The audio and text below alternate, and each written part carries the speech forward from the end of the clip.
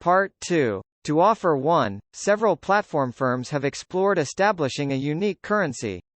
Platform-based currencies, by definition, are centralized currencies in which the control of the platform, to the greatest extent feasible, the rules regulating the usage of their currencies. Surprisingly, the fundamental concerns motivating the development of these platform-based currencies are fundamentally different from those guiding the introduction of cryptocurrencies. While the goal of the latter is to develop a fully functional currency to replace state-issued currencies, platform-based currencies attempt to construct their payment systems with specific goals in mind. This generally entails limiting certain of their currency's capabilities. Despite these constraints, platform-based currencies caught the public imagination to the same level that Bitcoin did, no doubt due to the sheer scale and global nature of these platforms. For example, when Facebook launched Facebook credits in 2011, critics viewed them as a threat to state-issued currencies. Could a massive non-sovereign, such as Facebook, one day issue a genuine currency to compete with the dollar, euro, yen, and others?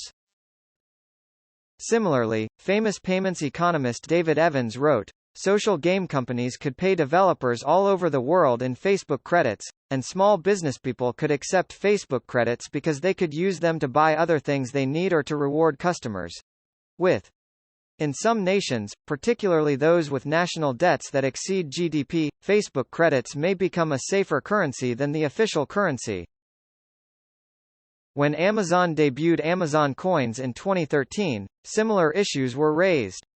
According to MarketWatch, which is associated with the Wall Street Journal, in the long run, what central banks should perhaps be most concerned about is losing their monopoly on issuing money.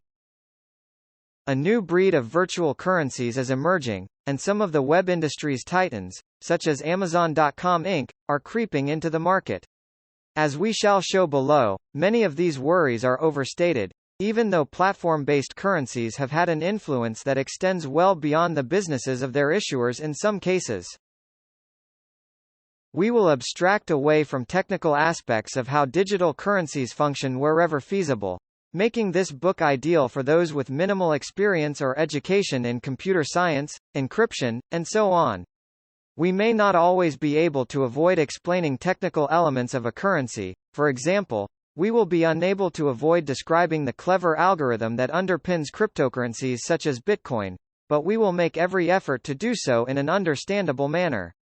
Rather than writing a technical guidebook, we plan to describe the economic factors that control the growth of digital currencies. The goal is to understand why certain models appear to outperform others, what drives competition between different currencies, which currency is likely to triumph if one currency can replace another, and what design characteristics, or constraints, make sense in certain economic or commercial situations. To that aim, we will begin at the beginning. We will discuss how human civilizations developed money, how money enabled transactions, and how flaws in money design led to innovation and improvements in the way we pay for goods.